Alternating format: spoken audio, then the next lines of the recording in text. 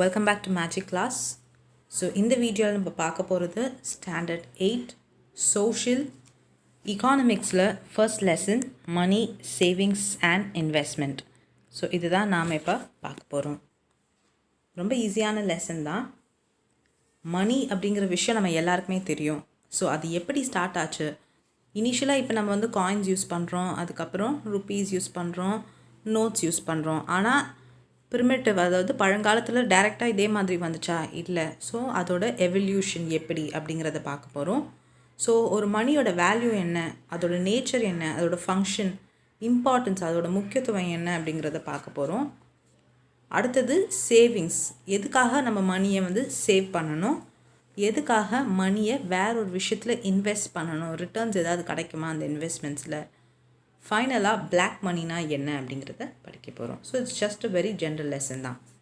Okay, introduction. Money is a fascinating subject and full of curiosities. Fascinating, ரொம்ப இன்ட்ரெஸ்டிங்கான subject. க்யூரியாசிட்டியும் ரொம்ப eagerness இருக்கும், ரொம்ப ஆர்வம் இருக்கும், அடுத்தடுத்து என்ன நடக்க போகுது. It is important to capture this element for the students. So நமக்கு ஸ்டூடெண்ட்ஸ்க்கு எல்லாருக்குமே இது படிக்கணும், தெரிஞ்சுக்கணுன்றது ரொம்ப அவசியம்.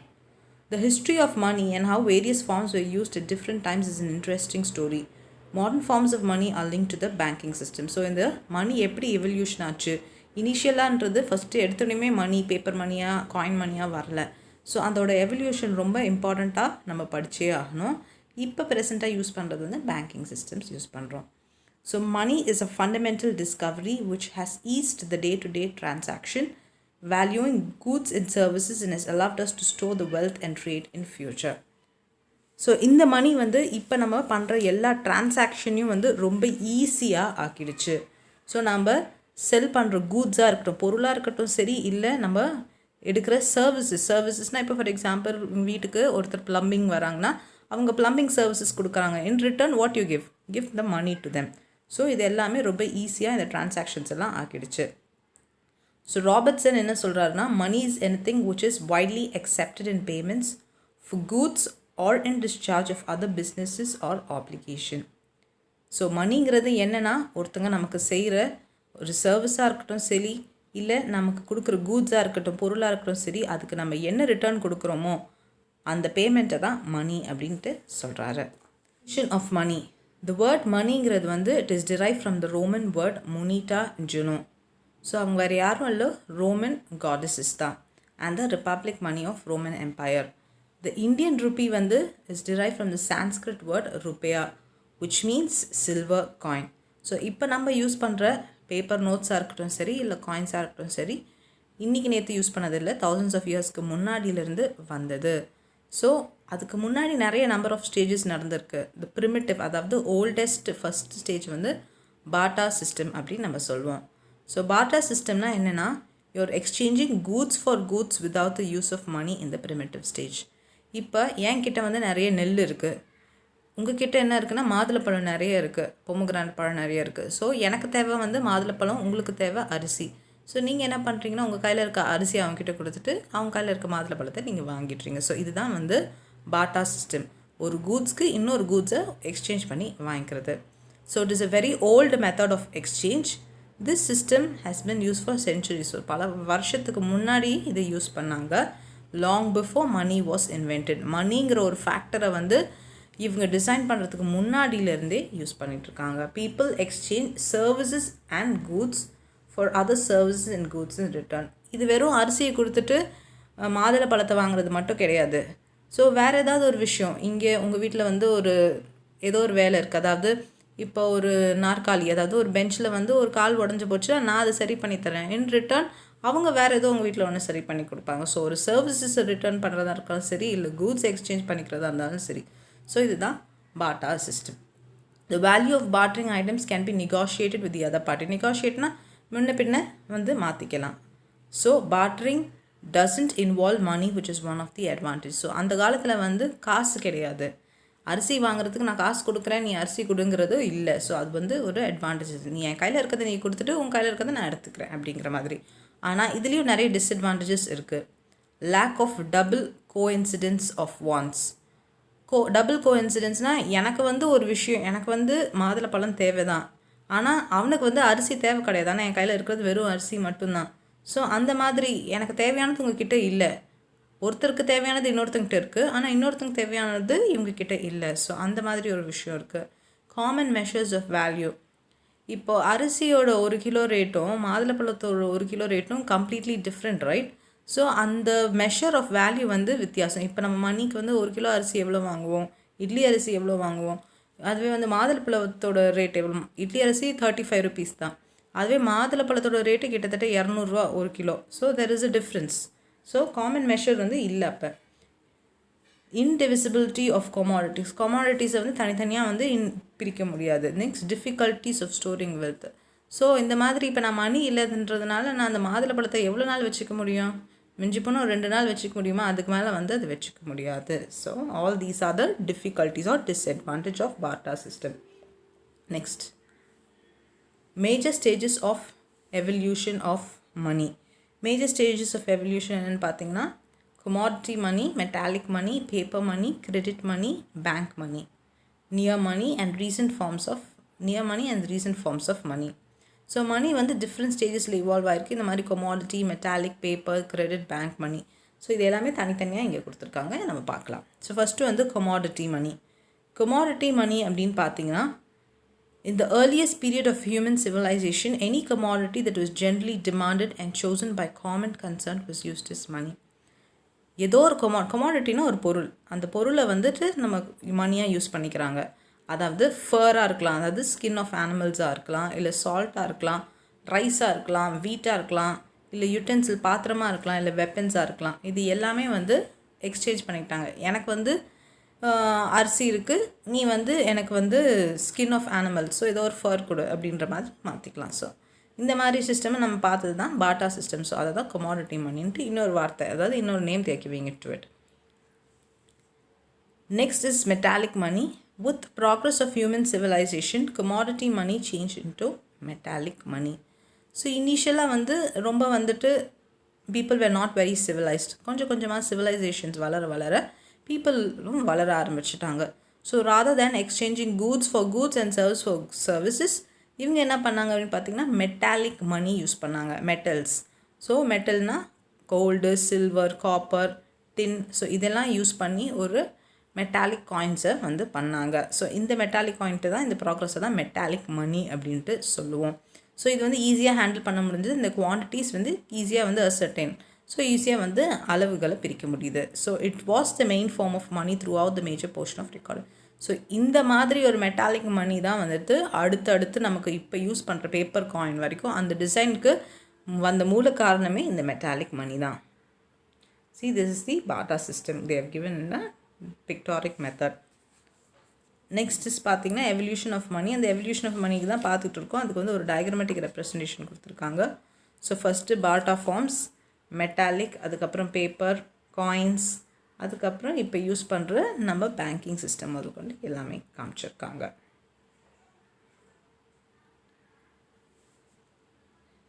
Next is history of metallic money. இந்த மெட்டாலிக் மணியோட ஹிஸ்ட்ரி என்ன அப்படின்னு நம்ம பார்க்கணும்.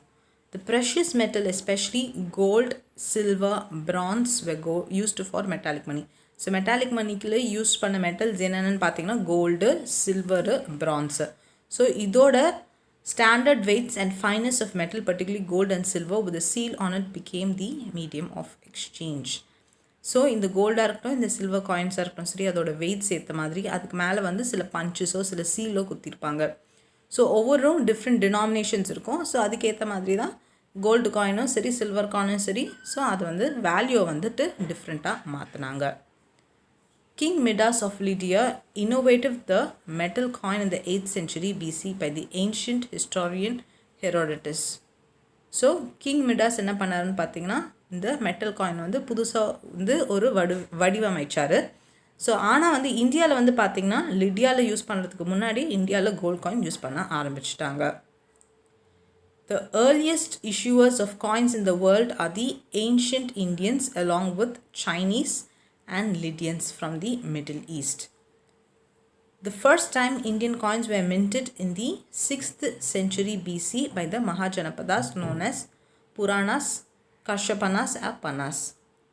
ஸோ இங்கே வந்து ஏர்லியஸ்ட் இஷ்யூவர் ஃபஸ்ட்டு இஷ்யூவர் யார் அப்படின்னு பார்த்தீங்கன்னா அலாங் இந்த coin in the world are the ancient Indians along with Chinese and Lydians. So இந்தியன்ஸோடு சேர்ந்து சைனீஸும் லிட்டியன்ஸும்.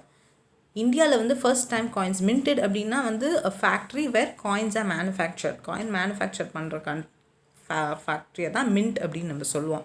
ஸோ மின்ட்னா the process of making coins. So இது வந்து ஃபஸ்ட்டு எங்கன்னு பார்த்தீங்கன்னா பை த மகாஜனபதாஸ். அடுத்தது வந்து மௌரியாஸ் வந்து came up with the punched marked coins, minting of silver, gold or lead, and Indo-Greek cushion introduced the Greek coins of engraving portraits on the coins. இந்த paragraph முடிச்சுட்டு நான் இதோட கீழே வந்து கொடுத்துருக்காங்க, இது ஒரு diagrammatic representation. I will show you another clear representation also. So first வந்து மௌரியாஸ் என்ன பண்ணாங்கன்னா பஞ்ச்டு காயின்ஸு பண்ணாங்க. அடுத்தது வந்து இண்டோ கிரீக் குஷன் காயின்ஸ் வந்துட்டு என்கிரேவிங் போர்ட்ரேட்ஸ்னால் சில ட்ராயிங்ஸை வந்து காயின்ஸ் மேலே கொடுத்தாங்க. அடுத்தது வந்து பார்த்திங்கன்னா டர்க்கிஷ் சுல்தான் ஆஃப் டெல்லி அவங்க என்ன பண்ணாங்கன்னா இந்த royal design of Indian coins with Islamic கேலிகிராஃபினாலே தெரியும், நம்ம ரைட்டிங்ஸை வந்து டிஃப்ரெண்டான ஸ்டைலில் எழுதுவோம்ல, அதுதான் கேலிகிராஃபி. ஸோ அவங்க காயின்ஸில் வந்து கேலிகிராஃபிக்ஸ் இருக்குமா. இந்த currency was made up of gold, silver, copper known as tankers and the lowered இருக்கிறதுலே வந்து ரொம்ப லீஸ்ட் காயின். இப்போ வந்து நமக்கு 10 பைசா 5 பைசாலாம் இல்லைல்ல, அந்த மாதிரி அந்த காலத்தில் அது வந்து லோவஸ்ட் காயின் நம்ம சொல்லுவோம். இப்போ நமக்கு இருக்கிற லோவஸ்ட் காயின் வந்து 50 பைசா. ஸோ அவங்களுக்கு வந்து இருக்கிற லோவஸ்ட் வேல்யூட் காயின் வந்து ஜிட்டல் அப்படின்னு நம்ம சொல்லுவாங்க. நெக்ஸ்ட் வந்து the Mughal Empire from 1526 AD consolidate the monetary system for the entire empire. So என்ன பண்ணாங்க, ஸோ இது எல்லாமே கன்சாலிடேட் பண்ணி ஒரு சிஸ்டம் ஆஃப் எக்ஸ்சேஞ்சாக நம்ம மாற்றிடலாம். இந்த மாதிரி இடத்துல தான் ருப்பி அப்படிங்கிற ஒரு விஷயம் வந்தது. In this era evolution of rupee accord with Sher Shah Suri defeated Humayun and issued a silver coin of 178 gram known as rupiah. So Sher Shah Suri தான் வந்து ஃபஸ்ட்டு இந்த ருப்பியான்ற சிஸ்டமை வந்து இஷ்யூ பண்ணார். அது நத்திங் பட் ஒரு சில்வர் காயின். இந்த சில்வர் காயினோட வெயிட் வந்து பார்த்திங்கன்னா 178 கிராம் இருக்கும். and was divided into 40 copper pieces of paisa. இப்போ நம்ம 1 rupee வந்து 100 பைசான்னு நம்ம சொல்கிறோம்ல, அந்த மாதிரி தான் இது. and during the whole Mughal period silver coin remaining. So அவங்களோட மொத்தமாக இந்த முகல் பீரியட் போது இந்த சில்வர் காயின் தான் யூஸ் பண்ணியிருந்தாங்க. during the British East India Company 1600 the Mughal currency remained popular, but in 1717 AD Farrukhshahr the Mughal Empire gave permission to the British to coin Mughal money at the Bombay Mint. So 1600 வரைக்கும் அந்த coin, அதாவது இந்த Mughals கொடுத்த அந்த silver coin தான் பாப்புலராக இருந்தது. ஆனால் அதுக்கப்புறம் 1717 ADயில் வந்து ஃபருக்ஷியார் என்ன பண்ணாருன்னா பிரிட்டிஷ்கிட்ட இந்த உரிமையை கொடுத்துட்டாரு. சரி நீங்கள் எங்களுக்கு பண்ணி கொடுங்க உங்களோட பாம்பே மின்ட்னா நான் என்ன சொன்னேன், factory for manufacturing the coins. So Bombay ஃபேக்ட்ரியில் வந்து நீங்கள் எங்களுக்காக காயின்ஸை வந்து மின்ட் பண்ணி கொடுங்க அப்படின்னு சொல்லிட்டாங்க. ஸோ அதனால் the British gold coins were termed as gold coins. So British வந்து மின்ட் பண்ண ஆரம்பிச்சிட்டாங்க. ஸோ அந்த கோல்டு காயின்ஸ் வந்து கேரோலினா காயின்ஸ்னு சொல்லுவோம், சில்வர் காயின்ஸை வந்து ஆஞ்சலினான்னு சொல்லுவோம், காப்பர் காயின்ஸ் வந்து கியூபிரோன்னு சொல்லுவோம், அண்ட் டின் காயின்ஸ் வந்து டின்னின்னு சொல்லுவோம். ஸோ இங்கே வந்து ஃபியூ டயக்ராமேட்டிக் கொடுத்துருக்காங்க. I will also show you few other. So this is the picture of the different coins that were used. First வந்து பார்த்திங்கன்னா ஃபஸ்ட்டு இதில் இருக்கிறது பாருங்கள், இதுதான் வந்து மௌரியன்ஸ் யூஸ் பண்ணது.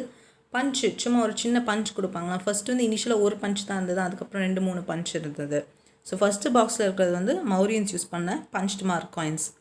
அடுத்தது வந்து பார்த்திங்கன்னா இண்டோ க்ரீக்ஸ் யூஸ் பண்ண Indo Greek Kushan kings use பண்ணது என்கிரேவிங் போர்ட்ரேட். நான் சொன்னேன்ல ட்ராயிங்ஸ், இங்கே பாருங்கள் ட்ராயிங்ஸ். ஸோ அந்த அவங்களோட ட்ராயிங்ஸ் எல்லாம் போட்டிருக்காங்க, அது வந்துட்டு இண்டோ க்ரீக் குஷன்ஸ் யூஸ் பண்ணது. அடுத்தது பார்த்திங்கன்னா இஸ்லாமிக் பீப்புள் யூஸ் பண்ணாங்களே, டர்க்கிஷ் சுல்தான் ஆஃப் டெல்லி அவங்க என்ன பண்ணாங்கன்னா கேலிகிராஃபி நான் ஏற்கனவே சொன்னேன், ரைட்டிங்ஸ்னு சொன்னது. கீழே இருக்கிற தேர்ட் பாக்ஸில் இருக்கிறது வந்து the Turkish king of Delhi use பண்ணது. ஃபைனலாக வந்து என்ன யூஸ் பண்ணாங்க, டங்கா அண்ட் ஜிட்டல்ஸ்ன்னு சொன்னால் இந்த கடைசி 4வது பாக்ஸ் இருக்கிறது தான் இந்த டங்கா அண்ட் ஜிட்டல் காயின்ஸ். இதுதான் வந்து அந்த காலத்தில் யூஸ் பண்ண காயின்ஸ். அடுத்து இந்த காயின்ஸ்ன்னு பார்த்திங்கன்னா நம்ம ஷெர்ஷா சூரி சொன்னால ருப்பியான்ற காயின் வந்து இன்ட்ரடியூஸ் பண்ணார் அப்படின்னுட்டு, silver coin of 178 gram. So first பாக்ஸில் இருக்கிறது அதுதான். அடுத்தது வந்து என்ன பண்ணாங்க, 1600 வரைக்கும் அந்த ருப்பியா காயின்ஸ் தான் இருந்துச்சு. அதுக்கப்புறம் 1717 வந்துட்டு பிரிட்டிஷ்க்கு கொடுத்துட்டாங்க, நீங்கள் வந்து காயின்ஸை மேனுஃபேக்சர் பண்ணி மின்ட் பண்ணி எங்களுக்கு கொடுங்கன்னு சொல்லிட்டு. ஸோ அந்த டைமில் நான் சொன்ன மாதிரி இது கோல்டு காயின்ஸ் சொன்னால அதுதான் அந்த கேரோலினா காயின். செகண்ட் பாக்ஸில் இருக்கிறது தான் அந்த கேரோலினா காயின்ஸு. அதுக்கப்புறம் சில்வர் காயின்ஸ் வந்து ஆஞ்சலினான்னு சொல்லுவோம். 3வது பாக்ஸில் இருக்கிறது தான் அந்த copper coin. So copper coin தான் கியூப்ரோன்னு சொல்லுவோம். அண்ட் கடைசி இருக்கிறது வந்து டின்னில் வந்து போட்டிருக்க காயின், அது வந்து டைனி அப்படின்ட்டு நம்ம சொல்லுவோம். ஸோ இதுதான் வந்து பார்த்திங்கன்னா ஸோ பழங்காலத்தில் யூஸ் பண்ண coins. So back to your textbook. Next is paper money. Paper money வந்துட்டு ஏன் யூஸ் பண்ண ஆரம்பித்தாங்க? It was found inconvenient as well as dangerous to carry gold and silver coins. So ஒரு இடத்துலேருந்து இன்னொரு இடத்துல நீங்கள் ட்ராவல் பண்ணும்போது இன்கன்வீனியண்டாக இருக்கும். எத்தனை கோல்டு காயினை நீங்கள் கையில் வச்சுப்பீங்க? Or it is also dangerous. So கொள்ளக்கூட்டங்கள் நிறைய பேர் இருப்பாங்க. எப்படி நம்ம எடுத்துகிட்டு போகிறது அவ்வளோ காயின்ஸையும்? ஸோ அதனால தான் வந்துட்டு பேப்பர் மணி வந்துச்சு. So invention of paper money marked a very important stage. In the development of the paper money started on the basis of storage of gold and receipts were issued by the goldsmith for these storages. So இந்த paper மணி எங்கேருந்து வந்துச்சு? இதோட idea எங்கேருந்து வந்தது அப்படின்னு பார்த்தீங்கன்னா, இப்போ ஒரு சேட்டு கடையில் வந்து நீங்கள் ஒரு நகையை வைக்கிறீங்கன்னா அதுக்கு என்ன கொடுக்குறாங்க? ஒரு ரெசிப்ட் கொடுக்குறாங்க, ஒரு பேப்பரில் எழுதி கொடுக்குறாங்க. ஸோ இந்த மாதிரி தான். ஸோ நீங்கள் கோல்டு ஒரு இடத்துல வைக்கிறீங்க, அதுக்கு வந்து ஒரு ரெசிப்ட் கொடுக்குறாங்கன்னா இந்த ஐடியா ஆஃப் பேப்பர் மணி இங்கேருந்து தான் வந்தது அப்படின்ட்டு சொல்கிறாங்க. So paper money is regulated and control by central bank of the country. So ஒவ்வொரு கண்ட்ரியோட சென்ட்ரல் பேங்க்கில் தான் அந்த பேப்பர் மணியை வந்துட்டு ரெகுலேட் பண்ணுறாங்க, பிரிண்ட் பண்ணுறாங்க, கண்ட்ரோல் பண்ணுறாங்க. இந்தியாவில் வந்து RBI, reserve bank of India மூலிமா தான் printing, regulating, control all the paper currencies is done. And இந்த RBI வந்து எப்போ எஸ்டாப்ளிஷ் பண்ணாங்கன்னா 1935. At present, a very large part of the money consists mainly of currency notes or paper notes issued by the RBI. Okay. Next, credit money or bank money. Emergence of credit money took place almost side by side with that of paper money. So credit moneyயும் bank money, அதாவது paper மணியும் கிட்டத்தட்ட side by சைடில் தான் வந்துச்சு. People என்ன பண்ண ஆரம்பித்தாங்க? கையிலேயே எல்லா காசும் வச்சுக்கிறதுக்கு பதில் பேங்க்கில் போய் ஒரு சில கேஷை வந்து டெபாசிட் பண்ணாங்க. ஸோ அவங்களுக்கு தேவையான நேரத்தில் அதை வந்து வித்ட்ரா பண்ணிக்கிறாங்க. வித்ட்ரா பண்ணுறதுக்கு என்ன யூஸ் பண்ணாங்க? செக் யூஸ் பண்ணாங்க. ஸோ இந்த செக்கை தான் வந்துட்டு credit money or bank money அப்படின்னு சொல்லுவோம். ஸோ இது டைரெக்டாக மணி கிடையாது, but it is a form of money and performs the same function of money. Next is near மணி.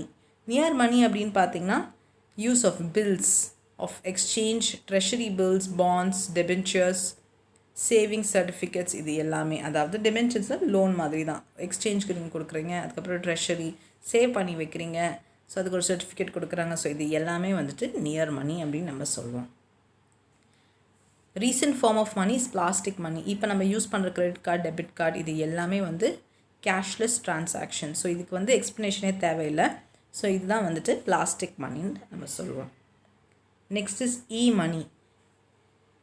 இ-மணினா என்னென்னா, it is a electronic form of money transfer that is available in online and transactions வந்து ஆன்லைன்லேயே நீங்கள் பண்ணுறீங்க. So அதில் தான் online banking, net பேங்கிங்னு சொல்கிறாங்க. So உங்கள் phone, smart ஃபோனும் சரி இல்லை லேப்டாப்பும் சரி யூஸ் பண்ணி நீங்கள் உங்களுக்கு தேவையானருக்கு வந்துட்டு இன்டர்நெட் மூலியமாக you're sending your transaction, that is you're making financial money or financial transaction to the other person. So இதை தான் வந்துட்டு நம்ம நெட் பேங்கிங் அப்படின்னு சொல்லுவோம். அடுத்தது வந்து இ-பேங்கிங். இ-பேங்கிங்னா electronic banking is also known as the NEFT, national electronic fund transfer. அதே தான், electronic methods to transfer funds from உங்களோட ஒரு அக்கௌண்ட்லேருந்து இன்னொரு அக்கௌண்ட்டை வந்து ஆட் பண்ணியும் பண்ணலாம், இல்லை குவிக் ட்ரான்ஸ்ஃபரும் நீங்கள் பண்ணலாம். சரியா? So this is done by means of electronic transfer. Next is value of money. Value of money is meant the purchasing power of the money over goods and services. Thus, it is related to the price level of goods and services, but the relation between the value of money and price level is an inverse one. So, value of money is purchasing power of the money. So, ஒரு கண்ட்ரிக்கு base பண்ண மாதிரி இருக்கும். இப்போ நீங்கள் வந்து இங்கே 1 ரூபீங்கிறது இங்கே 1 ரூபி, பட் யூஎஸில் வந்து $1ங்கிறது மதிப்பு different. So around 70 rupees, right? 70+ rupees. So அந்த வேல்யூ ஆஃப் மணி வந்து டிஃப்ரென்ஸாக இருக்கும் ஒவ்வொரு இடத்துக்கும். So it is related to the price level of goods and services. The value of money is of two types. ஒன்று வந்து internal value and the other is external value. Internal valueனா the purchasing power over domestic goods. Domesticனா நம்ம நாட்டுக்குள்ளேயே வந்து purchase பண்ணிக்கிறேன். As I said, 1 Rubina 1 Ruby தான். External அப்படின்னு பார்த்தீங்கன்னா your purchasing power of money over foreign goods and services. இப்போ நீங்கள் வந்து யூஎஸில் போய் வாங்குறீங்கன்னா டாலரோட மதிப்பு டிஃப்ரெண்ட், அரௌண்ட் 70+ன்னு சொன்னால். அதே சிங்கப்பூரில் வந்து டாலரோட மதிப்பு 40+. ஸோ ஒவ்வொரு கண்ட்ரிக்கும் டிஃபர். ஸோ இந்த வேல்யூ ஆஃப் மணி வந்து 2 types. ஒன்று வந்து இன்டர்னல், இன்னொன்று வந்து எக்ஸ்டர்னல். இன்டர்னல்னா டொமெஸ்டிக், எக்ஸ்டர்னல்னா foreign goods and services. Next is nature of money. Nature of money, there will be lots of controversies and confusion between the meaning and nature of money. So Squatsky என்ன சொல்கிறார் அப்படின்னா, money is a difficult concept to define, partly because it fulfills not one but three functions. So மணிங்கிற விஷயத்தை வந்து explain பண்ணுறது ரொம்ப ரொம்ப கஷ்டமான ஒரு ஃபங்க்ஷன். ஏன்னா அப்படி 3 ஃபங்க்ஷனை வந்து அது ஃபுல்ஃபில் பண்ணுது. each of them providing a criterion of moneyness, those of a unit of account, a medium of exchange and a store of value. So மணிங்கிற விஷயம் 3 ஃபங்க்ஷனை வந்து எக்ஸ்பிளைன் பண்ணுது. ஒன்று வந்து யூனிட் ஆஃப் அக்கௌண்ட், சேவ் பண்ணுறதா இருக்கலாம், இல்லை மீடியம் ஆஃப் எக்ஸ்சேஞ்ச் பண்ணுறதா இருக்கலாம், இல்லை ஸ்டோர் ஆஃப் வேல்யூவாக இருக்கலாம். ஸோ சர் ஜான் ஹிக்ஸ் என்ன சொல்கிறாருன்னா, money is defined by its function. Anything is money which is used is money. Money is what money does. So ஒரு விஷயத்தை நம்ம வந்து வாங்குகிறோம், விற்கிறோம், இல்லை எக்ஸ்சேஞ்ச் பண்ணுறோம், அதுக்கு தேவையாக ஏதோ ஒன்று யூஸ் பண்ணுறோன்னா அதுதான் மணி அப்படிங்கிற மாதிரி அவர் சொல்கிறார், simple terms. These are the functional definitions of money because they define money in terms of the function it performs. So மணியை பற்றி தான் ஒரு டெஃபினேஷன் தான் கொடுத்துருக்காங்க. Some economists என்ன சொல்கிறாங்கன்னா, money in legal terms saying that anything which states declare is money. So state வந்து இதுதான் காசு, இதுதான் வேல்யூ ஆஃப் எக்ஸ்சேஞ்சுன்னு சொன்னாங்கன்னா அதுதான் மணி. Some money possesses legal general acceptability and has the legal power to discharge it. So சில மணிக்கு வந்து general acceptability use பண்ணிக்கலாம், அதாவது லீகலாக வந்து ஒரு பவர் கொடுத்துருக்காங்க. ஸோ இதை வந்து மணியாக நீங்கள் யூஸ் பண்ணிக்கோங்க, உங்களோட டெப்ஸ், உங்களோட கடனை வந்து அடைக்கிறதுக்கு இது வந்து ஒரு விஷயமாக யூஸ் பண்ணிக்கலாம்னா அதுதான் money. But people may not accept legal money by refusing to sell goods and service against payment of legal tender of money. ஆனால் இது எல்லா இடத்துலையுமே அக்செப்டபிள் கிடையாது. மணிங்கிற விஷயத்தை வந்து நீங்கள் கொடுத்து உங்களோட கடன் அடைக்கிறதோ இல்லை டெப்ஸ் அடைக்கிறதோ எது வேணால் பண்ணிக்கலாம். பட் அது தாண்டி வேற ஒரு எடுத்துகிட்டு நீங்கள் இதை யூஸ் பண்ணி இந்த லோனோ டெப்ஸோ வந்து அடைக்கிறது எல்லாருமே அக்செப்டபிள் கிடையாது. On the other hand, they may accept some other things as money which are not legal. இதுதான் நான் சொன்னது தான், மணிங்கிறது மணி மட்டும்தான், மணிக்கு ஒரு சப்ஸ்டிடியூட்டாக வேறு எதுவுமே கொண்டு வர முடியாதுன்றது தான் சிம்பிளாக இங்கே சொல்லியிருக்காங்க. Next is functions of money. மணியை வந்து ஃபங்க்ஷன்ஸ் வந்து மெயின் செகண்டரி அப்படின்ட்டு பிரிக்கலாம். ஸோ ப்ரைமரி ஆர் மெயின், இல்லைனா வந்து secondary and contingent functions. So first primary or main functions. So இது வந்து பார்த்திங்கன்னா the important functions of money performed in every economy are classified under main function. ஒன்று வந்து medium of exchange or medium of payment. Medium of எக்ஸ்சேஞ்ச்னாலே நம்ம ஏதோ ஒரு goods service வாங்குகிறோம், அதுக்கு மணி கொடுக்குறோம். Measure of value. The value of all goods and services are expressed in terms of money. It is easier to determine the rate of exchange between various types of goods and services. So measure of value, நம்ம கொடுக்குற goods and services அதுக்கு வந்துட்டு நம்ம காசு கொடுத்து தான் நம்ம எல்லாமே செய்கிறோம். So rate of exchange between those goods and services. Next is secondary function. Standard of deferred payment. டிஃபர்ட்னால் லேட்டர் வந்து ஃப்யூச்சரில் வந்து நீங்கள் பே பண்ணுறீங்க, அதுதான் டிஃபர்ட் பேமெண்ட்டு சொல்லுவாங்க. Money helps future payment too. A borrowing money today places himself under obligation to pay a specified sum of money on some specified future date. நான் இன்றைக்கி கடன் வாங்குகிறேன், இன்னிலேருந்து ஒரு வருஷத்துக்குள்ளே நான் இந்த கடனை அடைச்சிருவேன், அதுதான் டிஃபர்ட் பேமெண்ட். ஃப்யூச்சரில் நான் உங்களுக்கு கண்டிப்பாக வந்து பே பண்ணிடுறேன். Store of value or store of purchasing power. Savings were discouraged under barter system as some commodities are perishable. The introduction of money has helped to save it for future is not perishable. barter சிஸ்டமில் அரிசியை கொடுத்து நம்ம என்ன வாங்கணும், மாதுளப்பழத்தை வாங்கணும். மாதுளப்பழத்தை 2 நாளுக்கு மேலே save பண்ண முடியாது. ஆனால் இதுவே வந்து money you can save it for your future use because money is not perishable. ஏன்னா மணி வந்து அழியாது. Transfer of value or transfer of purchasing power. Money makes the exchange of goods to distant places as well as abroad possible. It is therefore felt necessary to transfer purchasing power from one place to another. So money use பண்ணி என்ன வேணால் செய்யலாம், இங்கேருந்து abroad கூட போகலாம். So அப்ராடில் போய் என்ன வேணால் வாங்கலாம். So therefore the value of money is used for transfer of purchasing powers. Final one, contingent functions, basis of credit. Increasing productivity, உங்கள் கேபிட்டல் அதாவது உங்களோட கண்ட்ரியோட ப்ரொடக்டிவிட்டி இன்க்ரீஸ் பண்ணுறது. Measurement and distribution of national income. National இன்கம்மை வந்து measurement and distribution ஒரு பேலன்ஸ்டாக வந்து மெயின்டைன் பண்ணுறது. இன்ஃப்ளேஷன் அப்படின்னாலே ஒரு வேர்டுனா ரைஸ் ஆஃப் மணி அப்படின்றது. Prices are rising. தக்காளி விலை இன்றைக்கி ரொம்ப அதிகமாகிடுச்சு, ஸோ அது இன்ஃப்ளேஷன். டீஃப்ளேஷன்னா அது கம்மியாகிறது deflation. Next is savings. Savings are defined as the part of consumers' disposable income which is not used for current consumption, rather kept aside for future use. அதாவது இன்றைக்கி நான் சம்பளம் வாங்குகிறேன், தேவையான விஷயங்களுக்கு எல்லாத்துக்குமே வந்து நான் என்னுடைய காசை ஒதுக்கி வச்சுட்டு மீதி கொஞ்சம் காசு இருக்குல்ல, இது எனக்கு எதுக்குமே தேவையில்லை அப்படின்னு சொல்கிறோம். அதை நம்ம சேவ் பண்ணி வைக்கிறது தான் சேவிங்ஸ். அதாவது ஃப்யூச்சருக்காக சேவ் பண்ணி வைக்கிறது தான் சேவிங்ஸ் அப்படின்னு நம்ம சொல்லுவோம். ஸோ ஒருத்தர் வந்து சேவ் பண்ணுறதுக்கு டிஃப்ரெண்ட் டைப்ஸ் ஆஃப் வேஸ் இருக்குது. ஸோ பேங்கிங்கே நிறைய வந்து ஃபெசிலிட்டிஸ் மக்களுக்கு கொடுத்துருக்கு.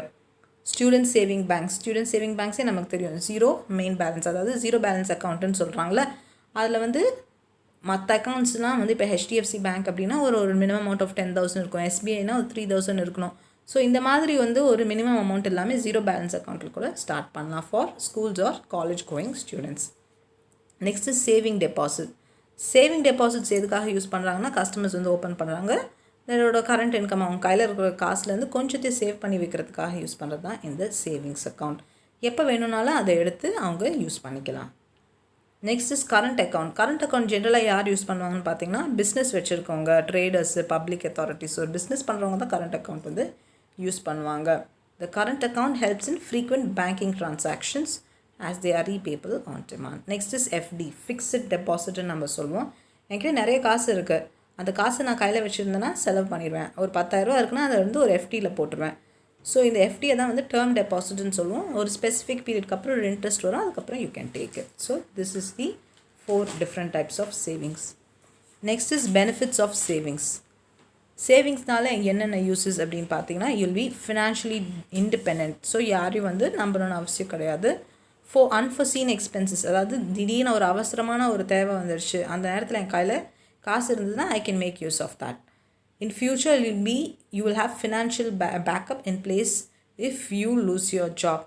நான் ஒரு வேலைக்கு போயிட்டுருக்கேன், அந்த வேலை எப்போவுமே நிரந்தரம்னு சொல்ல முடியாது. திடீர்னு எனக்கு வேலை போயிடுச்சுன்னா என்கிட்ட ஒரு சேவிங்ஸ் இருந்ததுன்னா அதை வச்சு கொஞ்ச நாள் என்னால் ஓட்ட முடியும்.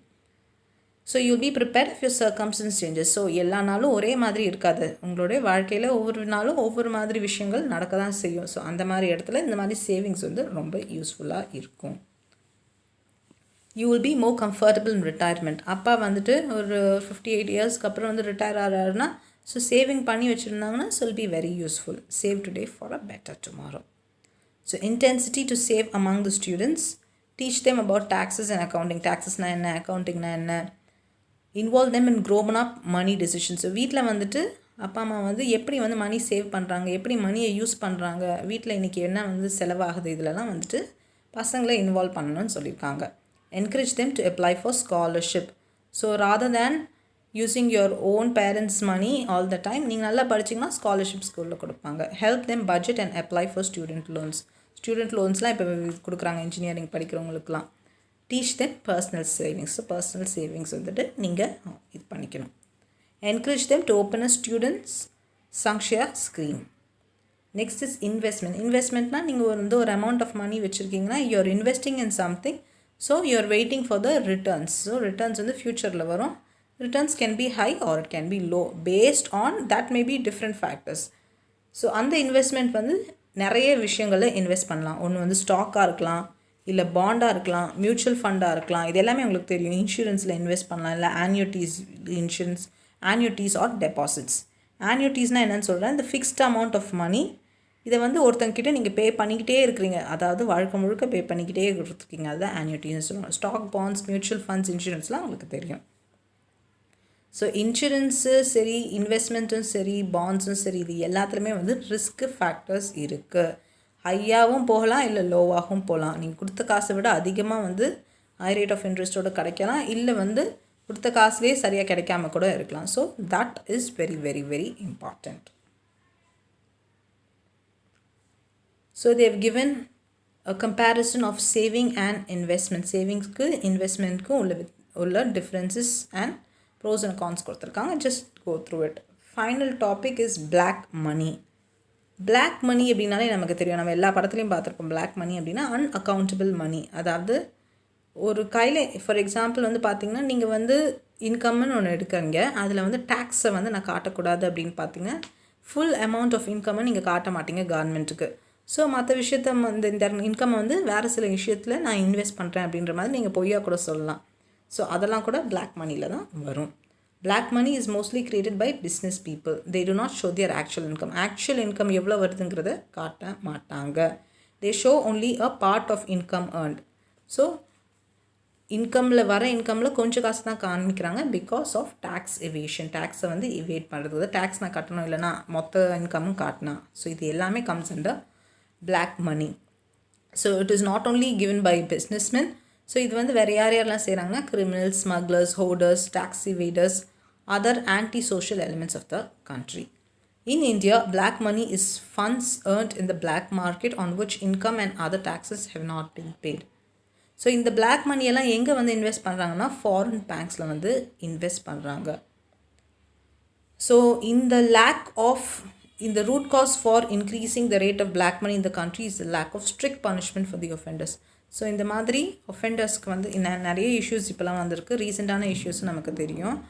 ஸோ அவங்களெல்லாம் சரியான ஒரு பனிஷ்மெண்ட் கொடுக்காததுனால தான் இந்த பிளாக் மணி இன்னமும் நம்ம நாட்டில் இருக்குது அப்படின்ட்டு சொல்கிறாங்க. Effects of black money on economy. Dual economy அப்படின்னு பார்த்திங்கன்னா ஒன்று வந்து பார்த்திங்கன்னா ரொம்ப டெவலப்டு சைட் ஆஃப் பீப்புள் இருப்பாங்க, இன்னொன்று வந்து அண்டர் டெவலப்டு சைட். அடுத்தது டேக்ஸ் இவேஷன்னா நான் இந்த இன்சூரன்ஸ் பே பண்ணுறேன் அப்படின்னா ஒரு பார்ட் ஆஃப் தி டேக்ஸை வந்து கட்ட வேண்டாம் அப்படின்னு கவர்மெண்ட் சொல்லிடுறாங்களா, அதுதான் tax evasion. Undermining equity, then widening gap between the rich and புவருக்கு ஒரு பெரிய கேப்பே இருக்குது. லாவிஷ் கன்சம்ஷன் ஸ்பெண்டிங், தேவையில்லாமல் மணியை வந்து ஸ்பெண்ட் பண்ணுறது.